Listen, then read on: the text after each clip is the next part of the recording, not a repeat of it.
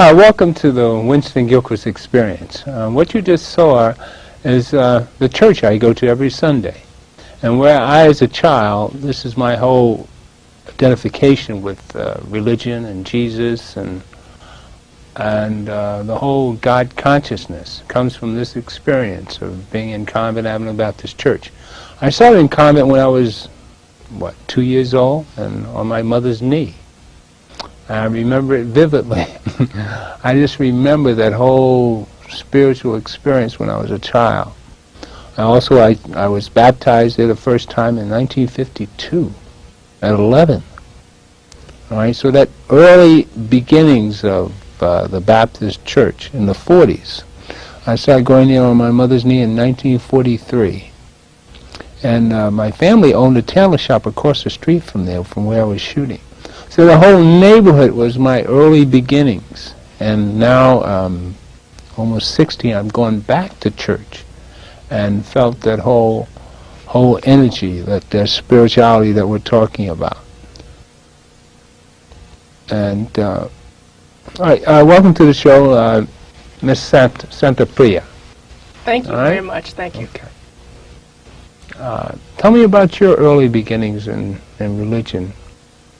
Well, I was raised in Berkeley, California, born in Oakland.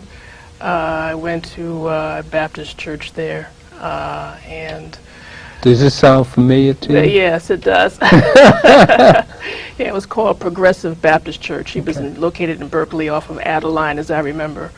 And I was given a choice. Either I could join the usher board or I could join the choir.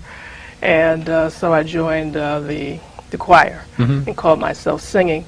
It was, I don't regret the experience. It put in place all of the values that I know that I now have. And I think that's very, very important, that background. And I remember being baptized. I was disappointed because the associate pastor baptized me, not the other one was away, the main Reverend Stovall, who, of course, now is long since deceased.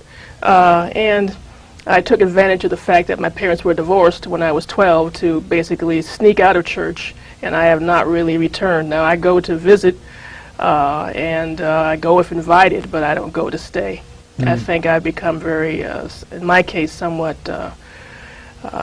chagrined at some of the things that go on in churches. All the devil is alive and well in the church. This we know, this we know. But this whole beginning, it's not unique to my life or your life, but that's the basics of us as a people, as black people here in America. It's true. That's always been our comfort zone. I can imagine in the 40s, then you didn't have television. I remember you got one of the first televisions in, when was that, 48? I recall a TV too. 48? Yes.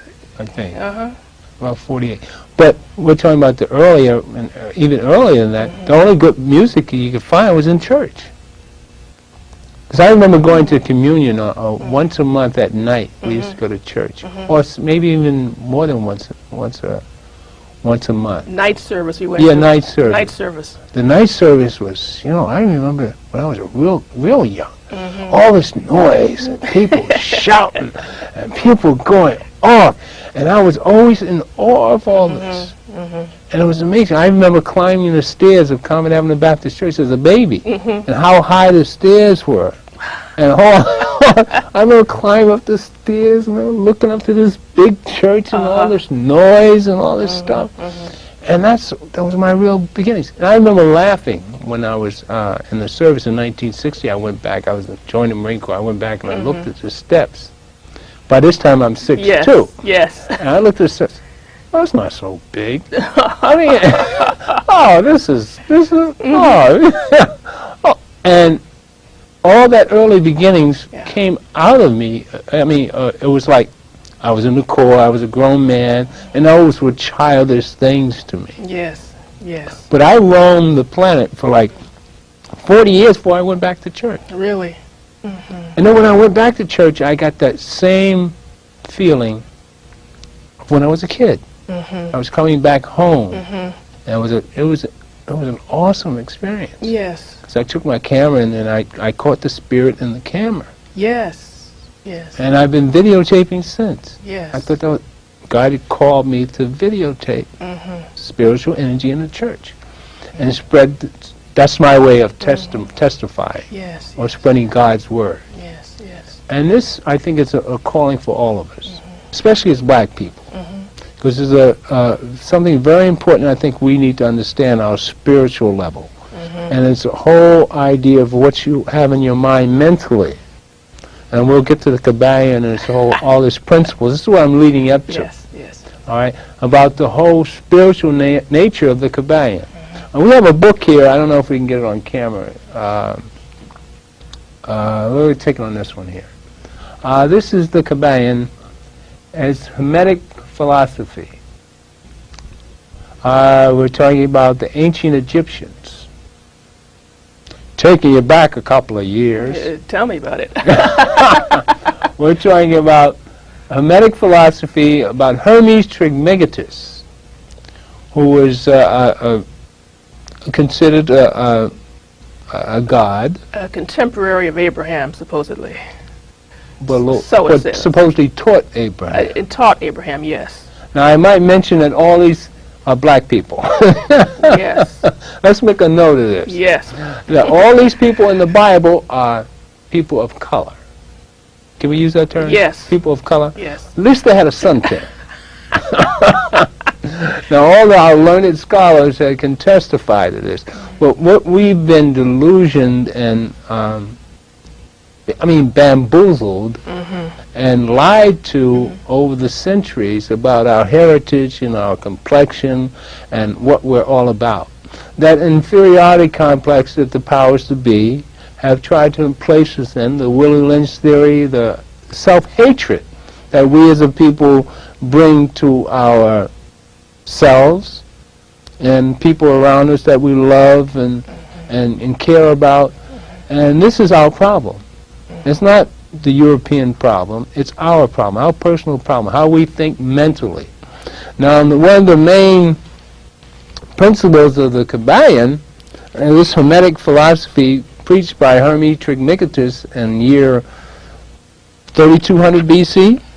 At least. So we're talking about 5,000 years ago. 5,000 years ago, I believe the Europeans were still in the caves, okay? Learned scholars out there, who can testify to that? Now, I think Hermes Trismegistus, here are the 7 principles of the Kabbalion. Now, let me briefly give them to you. The 7 Hermetic principles upon which the entire Hermetic philosophy is based are as follows. The principle of mentalism. What does that mean? The principle of mentalism. Let's go over that one quickly. The all is mind. The universe is mental. The Kabbalion. This principle embodies the truth that all is mind. It explains the all, which is a substantial reality underlying all the outward manifestation and appearances which we know under the terms of the material universe. In other words, God, the all, is mental. This is a mental thought in our mind.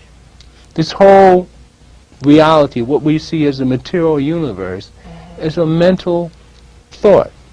We're a twinkle in the eyes of God. That's an enormous thought, to think that, well, we all know we create our own worlds. True. Now give us your credentials and tell people who you are.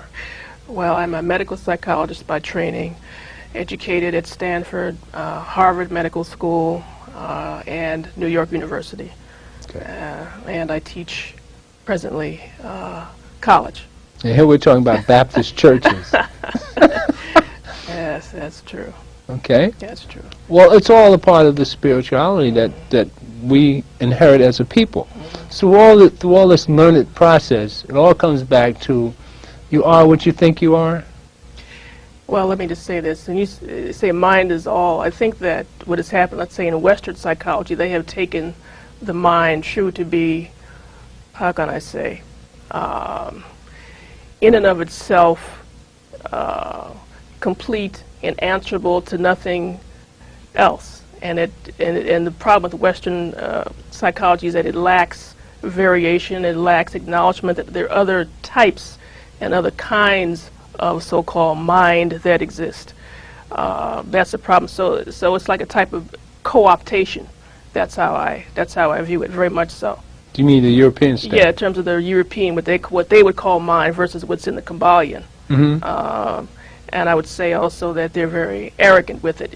In other words, their mind, or their collective mind, that is the standard, and you have to measure up to that. And there can be no room for such things as culture, as not as you and I know it. No. Well, it comes out of the German ideals. Thank you so much. It is. That's it. It is based on a German model. Absolutely, okay. Absolutely. In which it's a question of compartmentalizing all of creation. And other people too, but in the sense of being inferior and superior. That's where they went with it. And I would say too that the French philosopher René Descartes had something to do with that also. Okay. With the little pigeonholes, like compartmentalization, right. that sort of energy, and it has in terms of us, it has proved to be very constrictive and oppressive. In other words, it's regimentation. Extremely. A lack of spirit. I'll take it further, meaning that nothing else has worth or value, and that is why we feel the way we feel. Do they believe in God? Most of them? They claim to. Well, how do they interpret that spirit? Well, it's a great question. I don't understand, frankly, how they can celebrate Christmas and live with themselves, if you know what I'm saying. Okay. It's January 1st, it's business as usual. Okay. It's that sort of thing. In other words, well, they've commercialized Christmas. That's why they do it for money. That's true, but everything is in its place. So Christmas is, this is my take, Christmas is for some sort of thankfulness. Christmas is for some sort of change of heart, even. Okay. Change is for, Christmas is for the possibility of new beginnings. Okay. That's the spirit, but, January 1st, it's business as usual. Well, what I'm trying to get to is that the Hermetic philosophy is more closer to our nature. That's true. To we as a people. That's true. And I'm trying to dismiss the European interpretation of what spirit is. Yes. Because I think we need to go back to our roots. And I find that Africa is our roots. And the ancient Egyptians are the original people on the planet. That's true. We can date them back to 50,000 BC. True. We are but a thought. Mind first, then you get sound, then you get the creation. Okay.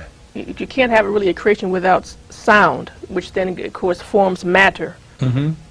That's how it goes. That's even in the Egyptian, on the edifices that they have in Egypt, so I understand. Right. Let's go to the second principle, which is the principle of correspondence. Yes. Now, briefly describe the principle of correspondence is explained as above, so below. As below, so above, the Kabbalion. Now, this meaning, as it is above in the heavens or the universe, you have a corresponding energy which is down here with us. True. On this level or this plane. True. I would hope that it would mean that we would have to rise or to raise ourselves to a higher level of how we operate, how we function in terms of how we treat each other. When it says so below, as above. But again, in terms of what the Europeans have done with it, again, it's hierarchical. That's the problem with it that I have with it. This shows more of an equality, doesn't it? Yes, I would think so. So the people on top are just as good as the people below. Worthy. Worthy as. Yes. Okay. Definitely. All right, it seems more like in God's liking anyway. Yes, right? in God's image, absolutely. Then you should act accordingly. That's what I think. What do you think, what is church to people today, to our youth, as the opening piece? I mean, I just express how I personally deal with it.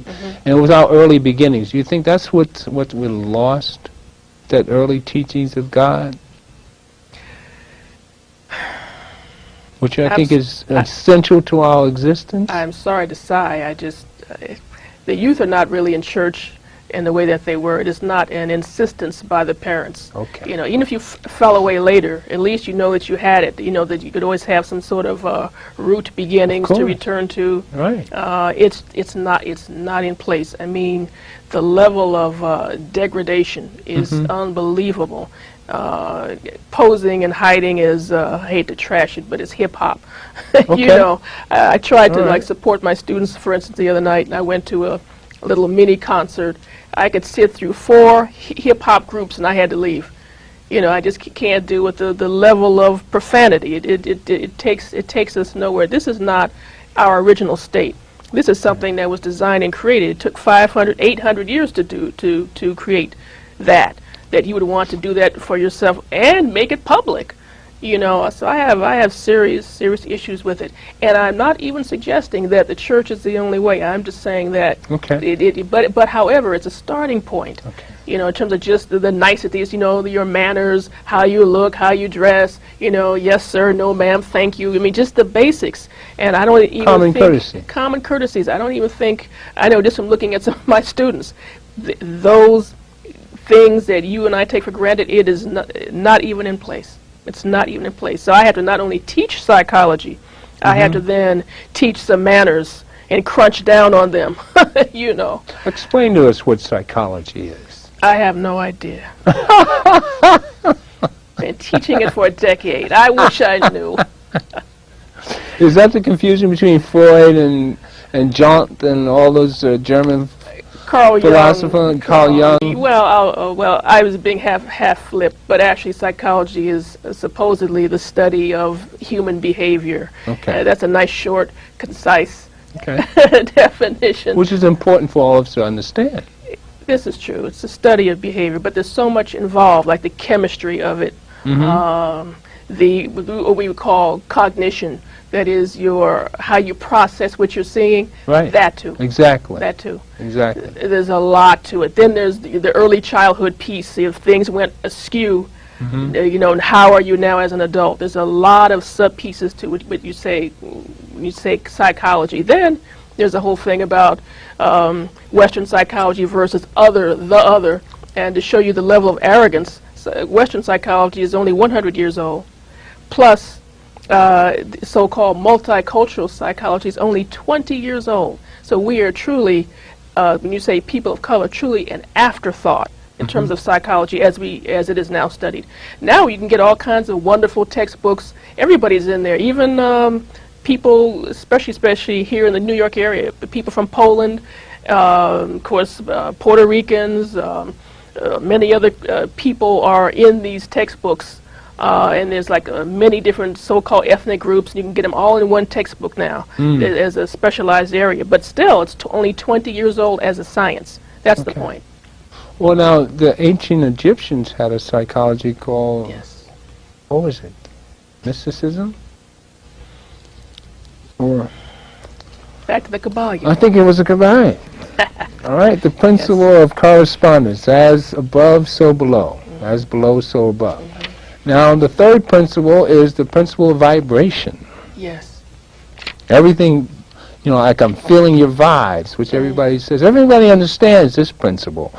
Nothing rests. Everything moves. Everything vibrates. This chair is vibrating. Everything. These books are vibrating. Everything is vibrating. Everything is in motion. True. Everything moves. Everything gives off energy. Now, this is a very important part of the Hamitic philosophy, to understand your vibrations, how the camera vibrates, how I project to the people out on the tube. I talk about this all the time, about vibrating a positive love energy, and they can read it and feel it. True. And this is what a lot of people don't even recognize about themselves. We're going to go a whole hour on this one, okay? We have to go an hour on this one. All right? I don't know what's going on, but let's continue. Yes. I'm getting some remarks from my crew here. Sorry. All right. Now, what was I saying? I was talking about vibrations and picking up energy. Yes. Now, this is very important in psychology. Yes, it is. Because you're studying human behavior.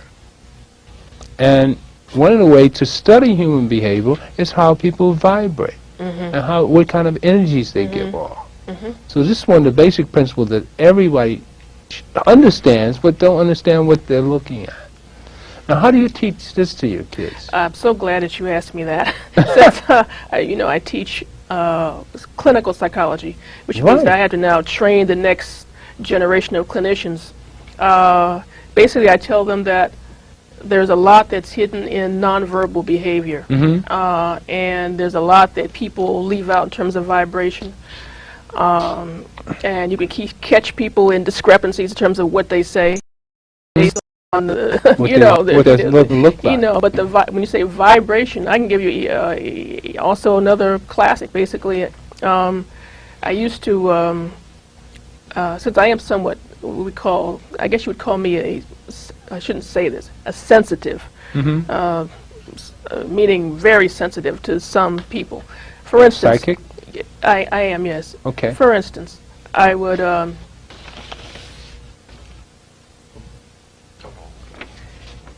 In other words, I would pass someone who was homeless on the street, and I can still feel it when I'm on the train when somebody gets on their energy. And I used to be more sensitive in the past than I am now, and I'm glad that I'm sort of, as they say, shut down, because it would just be a lot to bear. Basically, I can feel that person's aura intersect with mine. And then I can feel the person finally disconnect when they're down at the other end of the block and I'm in the opposite direction. But I mean, that kind of thing. And it's a feeling of great oppression. I feel it. I feel that pain very much so. You can pick up the vibration. Oh yes, absolutely. Or that there's some sort of disturbance. I feel it. Yes. Well, they teach you in the Kabbalion in order to combat that. Because, if you pick up too much, I mean, that can take away from you. Yes. So you have to build up a shield in order to bounce it back to them. No, like putting up a... Yes, you're absolutely right. Like putting up the hand, and the vibration come right back at them. That is not in the psych textbooks. That's something that I have to tell my students. I have to tell them that they have to wear some kind of shield and ground themselves. Exactly. Especially if they're going to see, let's say, schizophrenic patients. Right. People who are really... Or psychotic patients. But they don't tell you that in graduate school. They don't tell you that. It's something that I have to tell them, and I do. But you can learn that from the streets. Well, but I also give them an out that maybe if it's not for them, they should consider another profession and or see patients who are less ill. I definitely tell them that, without a doubt. Without a doubt.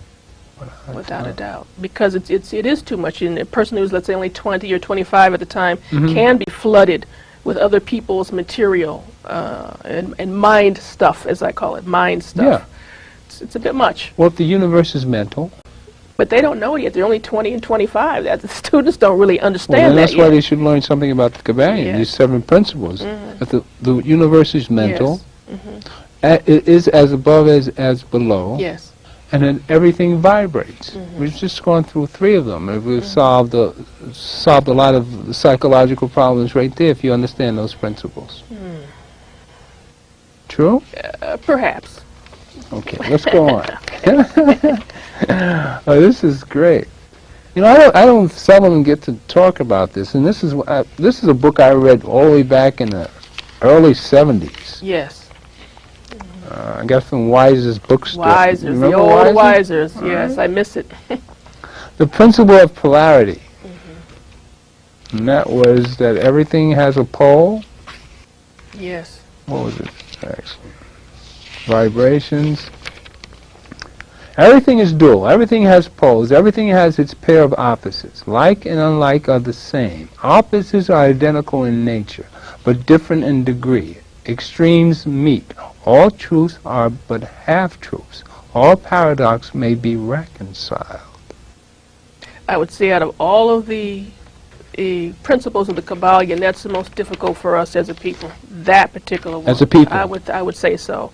Because you say truth versus half-truths. I mean, what is the truth? I mean, really, you could argue about that all day long. And even when you supply further, let's say, historical information, there's still stuff that's missing. Because you're not right on the scene, and maybe the people that you're studying, maybe they have not written these things down, so a lot of it gets But doesn't it explain all the lies we've been told all these years? Oh yes, that's true. It's true. Well, definitely.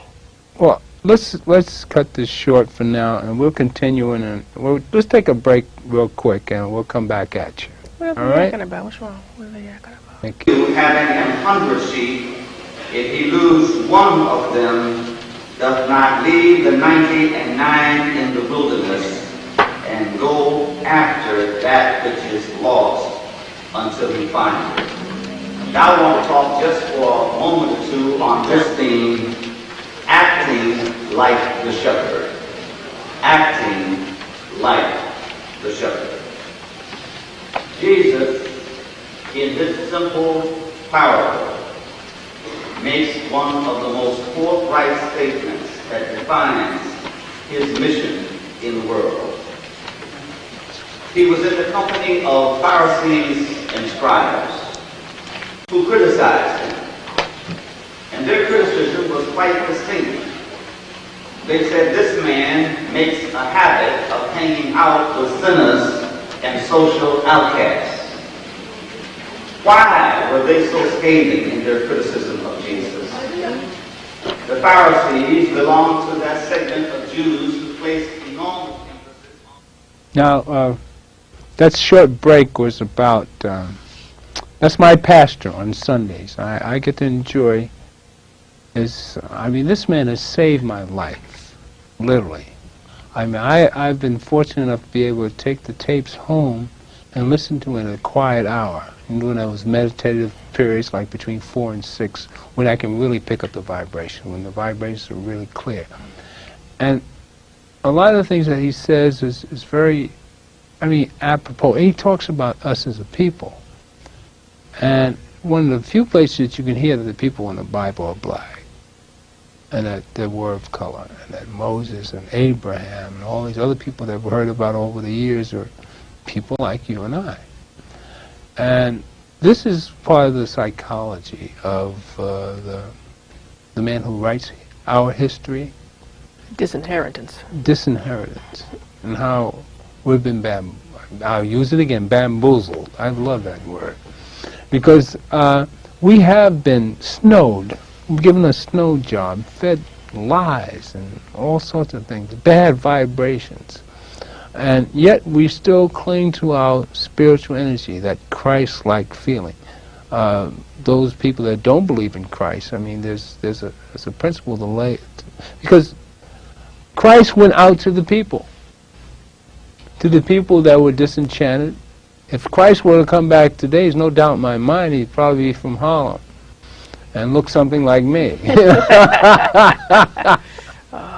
So, with that thought, that was our quick break, just because we had a few technical problems. Now we're back at you. And we were talking about the Kabbalion and vibrations. And you imagine the kind of vibrations Jesus gave off, and hanging out with the disenchanted. And so this is the main purpose of this program today, is to understand how we've been disinherited. What words would you use for that? You said it aptly. That's correct. Disenchanted? Disenchanted, disinherited. From a psychological point of view. Debauched. That's even stronger. Castrated. Indeed. Indeed. Defiled. And defiled. And it's amazing how we've survived. And reduced. And look what's happening to our kids here in year 2000. That's where we left off.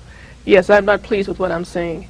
As a matter of fact, speaking about that, and I was just scolding by my students last week, I was saying that I'm extremely disturbed with the fact that all of them seem to have a get-over mentality. If I ask for 3 pages of typed work, they want to do a page and a half, and then it's, pardon the expression, half-assed at that. And I'm real displeased. In other words, they want to give me just enough to get over. With that kind of attitude, in my mind, is a C or a D. Right. And then they want to demand A's from you just for warming a seat. It's just still, if you're intelligent and you articulate your words, you're being too white in our society today? It's even more basic than that. Basically, just a get-over mentality, rather than having a more humble attitude, such as, well, what is the standard? How can I come up to it. And I told them, even the so-called A's that I may give now, I said, it's nothing compared to a decade ago. And if you saw the papers that I got to read, or was privy to read, and compare them with yours, you would be embarrassed to even ask. It's just not there. There's no development. There's nothing of substance on paper. That's what is happening with our people. That's a monitor for me. What percentage of the kids do you feel like this? All of them. Well, okay. It's pervasive. It's very pervasive. And then they had the nerve to tell me. We're talking about black children. Black and Latino. Then they had the nerve to say, well, no, well, you're out of step, and and times have changed. No, quality lasts forever. If you write something magnificent, it could stand 500 years. The quality is just not there, nor do they care. I do care. I do care. So you're one of the few teachers that care about the quality of work? And oh, it's got to be. It's just basically the word is mediocre. Why? Why do you care so much? Because I want them all to be like me. That's why. Okay. I want them to be able to really make their way through this life and do all right by themselves. Why am I like that? Because I want them to have more than I ever had. Okay. But they will not get there with mediocrity. They will not get there. So you're really a parent and a teacher. Are they your children? Are you their children? Yes, you could say so. Yes. Yes, it's true. I'm trying not to disinherit them. Speaking of disinheritance. So you really take it personal then, don't you? Yes, because I don't like mediocrity, and it could be so much more, And plus, I'm jealous of other professors. I don't care about other professors. I want my work first, and I want it to be together. Okay. And I tell them so. Well, you don't feel this is self-centered. It's no, it's about quality. It's all about quality. That's where it's at. What in your past has driven you to this? And teaching is such a difficult job, oh, it's especially fun. Oh, it's not hard. Oh no, don't be fooled. It's fun. I wouldn't do it if it weren't fun. It's fun. It's enjoyable. But you seem stressed out about it? Yeah, I can be when I get work that's not up to standard, not up to par. Okay. And then they have the nerve to complain. I was at one school that should remain nameless just for a minute, and the students, their greatest complaint was that I had the nerve to ask them to type their papers. This is the level that they're on. I said, you got to be kidding. I said, you've got to be kidding. This is college, not high school. So it's this. You're going to go out in the real world and get a job and you can't even type, or you can't even write standard sentences. No, so I have issues. To put it that way. It's all about quality. Give us a little bit. I know we're getting away from the cabana, but we'll get back to this. Of course. I bet there was a point in here that if you want to finish it about polarity. Polarity, yes. Now you said the principle of polarity, everything is dual, everything has poles, everything has its pair of opposites. Every truth is but a half-truth. All paradox can be maybe reconciled. I want to deal with the first part, the polarity, which is true, which nothing can be done about it per se, but it has wreaked more havoc with us in terms of this business of light and dark, and as in extremes such as lynchings and what do they call it, racial profiling. I mean, that's duality right there. It has wreaked more havoc with us than a little bit, and I am truly at a loss as to say how to get out of it. And even if you went the more neutral route of just keep your center and smile, and that is not getting it. How do they explain it in the Kabbalion to solve your polarity? To deal with polarity basically is to create your own world as much as possible. That's what it says in the rear of the Kabbalion. To basically create your own mental world as much as possible, so that you now become the teacher rather than the other way around and becoming, as they say, a pawn of other people. Well, it's like just the same. I'm saying to you, easier said than done. Well, if you understand the difference, the polarity is like love and hate. Yes. The reverse of your own case and that of others. Yes. And if you therefore realize that the possibilities of this being accomplished by the use of the will. Yes, of course. It takes willpower. Yes. To polarize or stop the swing of the pendulum. And then you could rise above it, so it says. Exactly. So this is what we have to teach our kids. It's by your willpower. Because the universe is mental, It's by your will and by your thoughts and your energies that you change this polarity. It's understanding the principles and being able to control the principle. It's called mental transmutation. Yes, of course. Transferring a positive thought to a negative thought into a positive thought. That whole mental transference. But when you're in the situation itself, that's when you have to understand it the most. Yes. Changing that hate True. into love. And we go through this all the time. Yes, but that's the Jesus that's coming inside you, that Christ-like feeling. I know, but the onus is always on us. You know, as Utrecht lead says on somewhere, you, on me, we are each individual. We are the civilizers of this American culture in particular. If you understand this principle, yes, you understand. Now I've got the same problem as every other human being. I get mad, I get angry, I get hateful, and I say, and I don't like the person that comes out. That devil in me can come out there. But if I understand the idea of polarity, I have to take that hate and look in the mirror and say, God loves you. I have to love in order to get the God. No, the God in me loves the God in you. As they're whipping our heads. Again, I understand what you're saying. Really, I do. I'm just saying it's been a very rough. It's been a very rough spiritual whatever lesson for us. And it's rough when you're in it, such as the civil rights marches and things. And when you're in it, it's. Martin Luther King could do it, but Malcolm couldn't. Not everyone can. I couldn't do it at that time. You can now, huh? I'm trying hard. And my pastor helps me. My pastor helps me. He really helps me. I do it in the style that I know best. Basically, how I do it is simply to draw a line and inform the person of what I will and will not tolerate. I'm more arrogant about mine. I'll put it that way. Well, that's how I deal with it. There has to be a thought process where you open up your mind to that creation. You have to transmute. Yes. That whole thought process, that whole mental creation of yours from hate to love.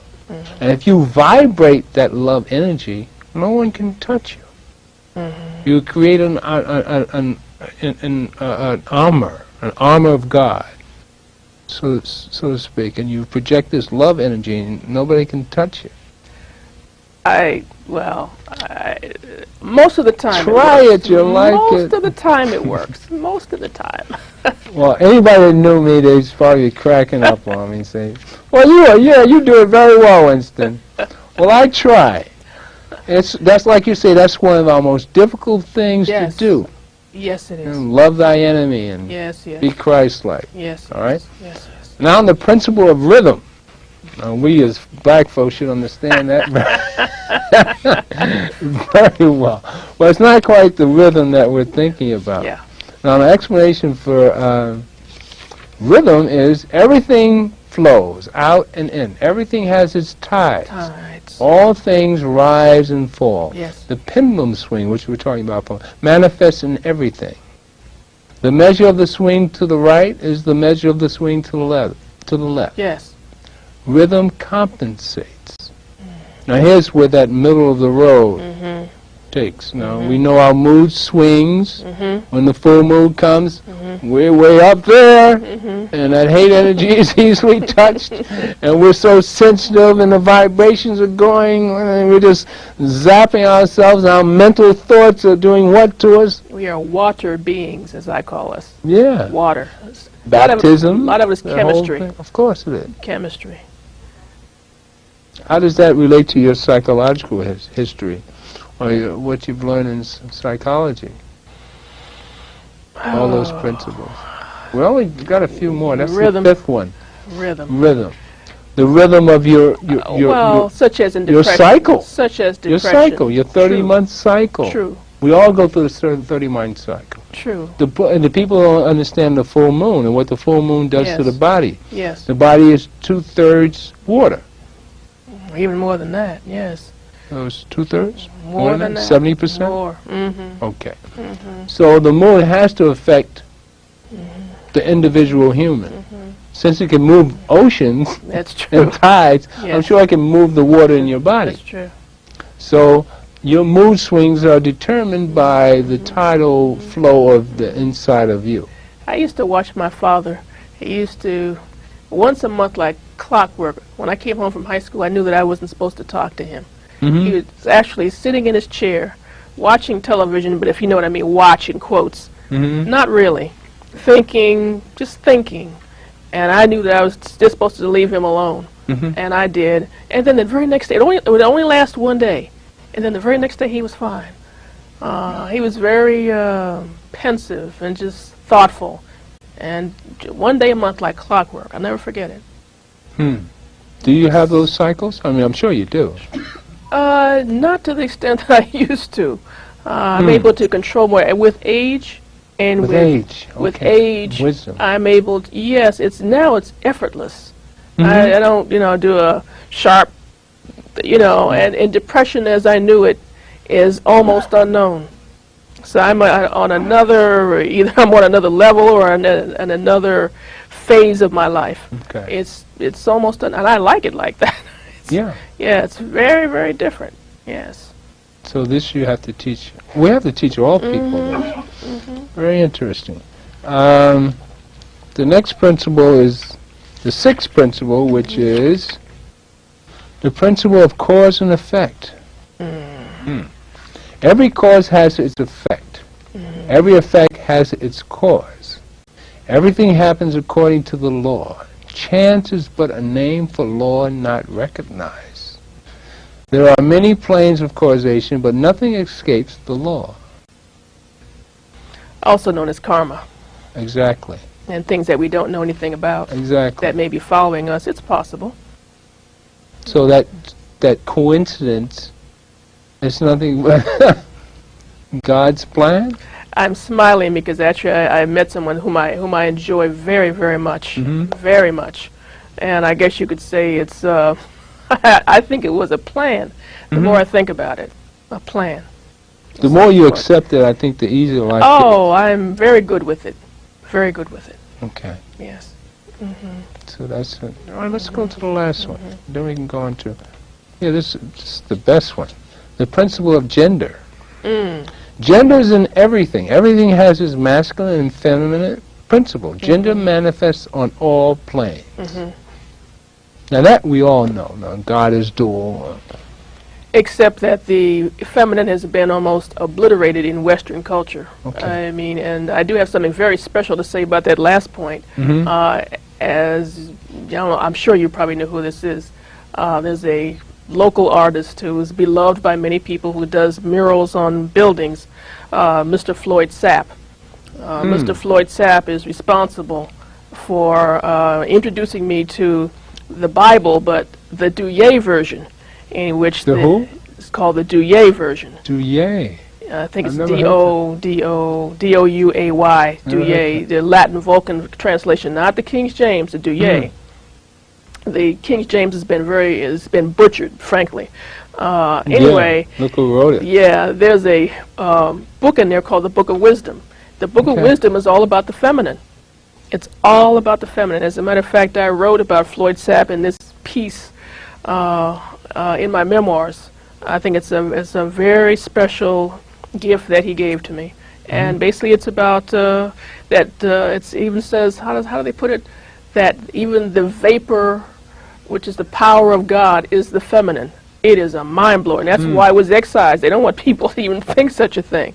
It's awesome. And the fact, and it says that, well, you don't have to search for her. Actually, she's sitting outside the door. She's waiting. If you're looking for her, she'll meet you halfway. And it says she's the most beautiful of all creatures, and that everyone should seek her for a wife. That's what it says. Because her name is Wisdom. That's what it says. It's awesome. But the wisdom is a she, and it is feminine.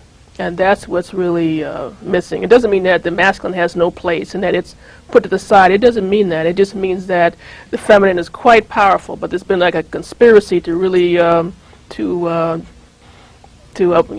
that, basically. Well, I think God's... As you know. well, it's quite a problem. But the feminine is really quite remarkable. It's quite We all have remarkable. that male and that Yes, female it's true. in us. It's true. It's We called all recognize that. It's called I recognize the integration. different sides of my body are male and female. I know the left side is more feminine Left. than the right side. Uh-huh. You know, it can be just as hard. I mean, or like in boxing, I mean, the left side is the sting. And this is a knockout. This side always took care of me. This has most of the wounds. Yes. I got scars all over it. And it takes you too busy taking care of this side. So I can see it in my own self, my own personal experience, as we are talking about the Winston Gilchrist experience. Indeed. Yes. So it's, you know, all these principles in this book, I've been living with this book for almost 30 years now. And I always relate back to it when I get out of sync. Out of sync, yes. No, it's very important. And it does say in the ending that you never waste knowledge, that you should be able to share this, even though a hermetic means sealed, secret. It also says in the front of the Kabbalion, it says not to give it away either, especially to those who are not ready. Pearls to swine. Yes, Well, indeed. hopefully I'm not throwing pearls to the swines. And hopefully my audience is intelligent enough to pay attention. When I bring good thoughts to you, you see in the past that we do good things here. So this is another one of the clues to life, to the Winston Gilchrist experience, the Kabbalion. Take heed. A word to the wise is sufficient. It says also in the Kabbalion, when the student is ready, the teacher will appear. Indeed. Amen, my brothers. Pay attention. Give you the news of the new millennium, year 2000. God be with you. Now, let's just take a little further about philosophy and my guest here today. With the few minutes that we have left, I'd just like to give a little biography of yourself. Tell us how you got started in all this philosophy, and give us, you're a regular home girl, and just, you know, Oh, God. show the human side of yourself. Oh, where shall I start? Oh, a good bio. How do I get... I've always been bookish in terms of philosophy. As a matter of fact, in the old days, I used to get 25 cents a week for an allowance. And the last little 25 cents would be spent on some books. Didn't you go out and party like the rest of us? When you No, I was something of an introvert. To be honest with you, it's only coming to the East Coast that has forced me to be extroverted. But the real secret is that I'm an introvert. But anyway, that's a where love it of began. knowledge is great. Oh, it's true. It's true. But but my house is a wreck because I am such a bookworm. I have books all over the house, papers all over the house. I was horrible. It being, as they say, intellectual and philosophical. You know, I have so many books. It's horrendous. But your search is to solve the black problem? Yes. Because that's your problem. Yes, it's our collective Okay, problem. our This is true. okay. This is true. Always looking for answers, of course, ultimately. And I began to think that I will begin to see some closure, for instance, on a more global scale with us during my lifetime. There was a time, for instance, when I could not foresee us getting reparations of any kind. I think I've changed my mind. I do now believe that I will live to see it. It shows how things have moved and progressed. You know, like, for instance, the Berlin Wall came down. The Korean Wall, I think, is going to come down, or if it hasn't already.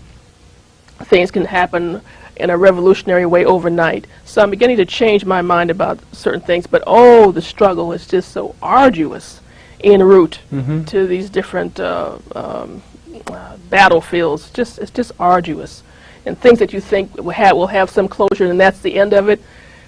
Oh, goodness. I mean, it's on and on and on because of this duality. You always have somebody nipping at your heels, even if you've solved the problem. They're always nipping at your heels. That's why you have to stay on an even keel. It's true. It's always going to be at you. It's true. But in terms of philosophy, I've studied, of course, obviously Western philosophy, East Indian philosophy, Chinese philosophy. Want to talk about Sai Baba a little bit? Not really. Sai Baba. Just that people should beware. This is a person named Sai Baba who I guess 20 years ago was a big deal. I know probably here in New York. In the 70s. Yeah, because he had an afro and he looked like us and so on and so forth. He looked like a brother. This Well, he looked was like a brother. Yeah. Well, he was raising people from the dead, healing the blind. Supposedly, but anyhow. Did he? It's not true? I doubt it. In Were any you case, anywhere around? in any case. Were you in that environment? Hanging out, but not with Sai Baba. But anyway. So you were in India? No, I was not. It's not in India. No, I was here. I was studying actually at the California Institute of Asian Studies. Okay. At one time, that's where I was, getting real steeped in things, looking for answers. Because I was, you have to understand, I was in my 20s, and of course I was looking for answers. A lot of it has been answered, and actually I can tell it to you in one sentence. Where, as per the Kabbalion, where a lot of people got their philosophy, meaning, and it even says as much, what Chaldea, Assyria, China, Japan, India, they came to Egypt and took a nip off of it and thought they had the whole piece and then went away. And then regurgitated it into a so-called religion and fed it now a million years later, 1,000 years later, to us. And some of these spiritual practices are less than good. In fact, a lot of them are quite unsavory. So there's a piece, and it's been debased, basically. That's really what I discovered. The pearls went to the swines. Yes, and then they altered it, and that's not really what it was about. Well, how do we come back to purify all this? Bring it back to the spiritual nature that needs to be, the God consciousness that needs to cleanse us all.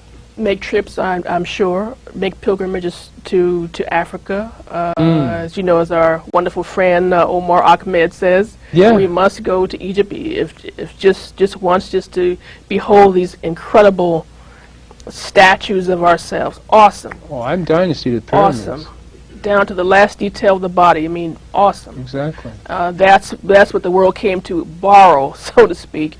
So it was a type of wholesale thievery, basically. Well, one of the biggest crimes, I mean, birth of a nation, then there was the Ten Commandments. Yes. Yes. And there was another birth of a nation, and the psychological affected people to think that the pyramids were built out of mud and straw. There's no bricks on the pyramids. The pyramids are 2.5 ton slabs of limestone. Yes. You don't make limestones from mud, from straw. So all these delusions that they've put us through, and we actually believe half of them. Yes. That we're nothing. We are the originators and creators of, we are the originals. Now how did they bamboozle us like that? Well, we know different now. How does it go now? There's a woman at Yale University, I was telling my students this, at Yale University, she says there are 27 genetic divisions within our race, approximately. And I think she said the Asians have 2, and I don't know about the rest, but the point is the more genetic divisions, the older you are. We're literally older than the hills, you know. So that means obviously we're the fathers and the mothers of everyone else. Those are our children who are kicking our behinds. Have you been here before? Pardon me? Have you been here before? Have I been here? On this plane before. Oh, you mean as in reincarnation? Yeah. You believe in that, don't you? I'm sure that I do. I believe that energy just keeps on going, as in the principle of emotion. Right. It just keeps traveling. Now, where to, I cannot say. Well, I believe in the cosmic genetic link. Yes. I'm sure we're. Yes. I can feel my ancient Egyptian ancestors speaking through the tube as. So I'm going to vibrate out there for all you to stay tuned and tune in next week to the Winston Gilchrist Experience. It's been fun. It's always a joy to pass on information. That's all we're doing. We try to bring you the truth every week, and with a charming guest every week. Thank you. Thank you for coming. Sure. It's been a joy. Sure. Thank you. And see you next week. Don't forget to tune in, those of you that are on the net, www.mnn.org. You can see us on the internet, so the entire planet can get the vibrations. God bless. Thank you. That was good. Yeah, thank you. Huh? Yeah. Enjoy that one? Yeah, that was fun. I told you I'd make it fun. I told you I'd make it fun.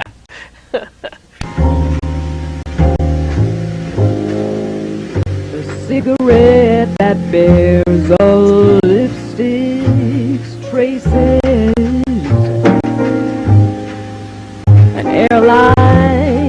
ticket to romantic places, and still my heart has wings. These foolish things remind me of you.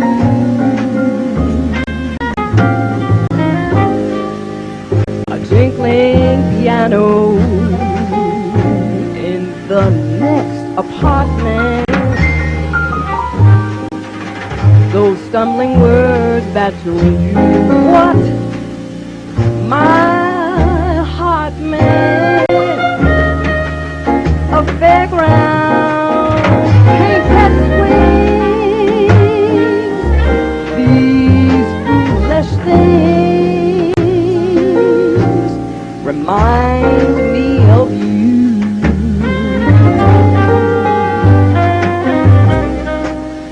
You came, you saw, you conquered me when you did that to me. I knew somehow it had to be the winds of March that made my heart a dancer, a telephone that rings and